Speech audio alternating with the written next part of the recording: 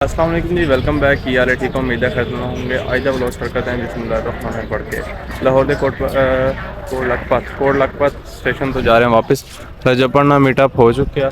कल रात में मीटअप हुआ था, आज टिकट करवा ली, लेकिन मैं क्या जाऊँगा ट्रेन से चल कर दीजिए।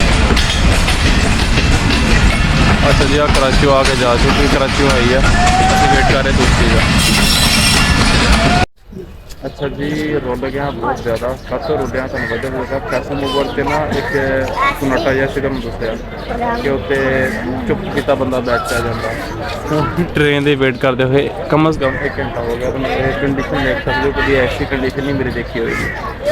ਲੱਕ-ਪੱਕ ਹੋਇਆ ਪਿਆ ਗਰਮੀ ਨਾਲ, ਪਸੀਨਾ ਹੱਬਸ ਪੀਣ ਹੋਣ ਲੱਗ ਗਈ ਬਾਤ ਹੋਣ। ਤੇ ਬਾਕੀ ਹੁਣ ਰਜਬ ਭਾਈ ਦਾ ਬਰੀਦ ਜਿਹੜਾ ਵਾ ਉਹਦੇ ਵੀ ਮੈਸੇਜ ਆਇਆ ਭਾਈ ਇਧਰ ਉਹ ਚਲੇ ਗਏ। रजब भाई पूछ रहे थे, मैं कहा हूँ मैं चला हाँ, नेक्स्ट टाइम इंशाल्लाह चक्कर लगावांगा तो रजब भाई ने फिर मीटअप करा। अच्छा जी, सीट मिल चुकी है, आप सीट तो बैठ गए। बुकिंग हो ही नहीं अपनी, हम देखो अगर किसी की बुकिंग हुई हट जाएंगे, लेकिन मैं थोड़ा गल की मैं कहा यार मेरी बुकिंग कर दो, तो कहते नहीं भाई बुकिंग नहीं हो सकती। मैं चलो ठीक है, तो आप हम बैठ गए हैं। ट्रेन चलेगी, ट्रेन ने साउंड देता, ट्रेन तो सामने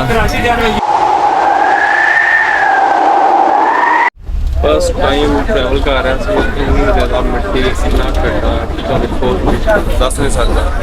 थोड़े सामने बाहर देख लो, विंडो वगैरह शीशे वगैरह बने, टोटली मिट्टी। फर्स्ट ट्रैवल से किसी खाते का ट्रैवल नहीं है।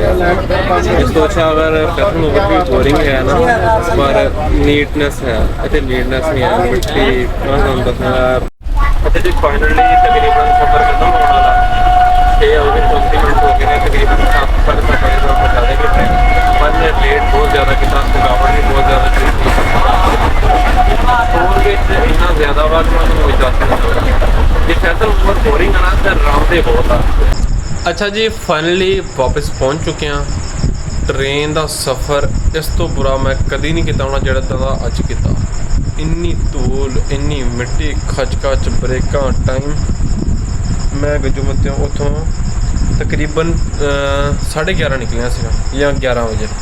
तो लो जी 7:40 हो चुके हैं।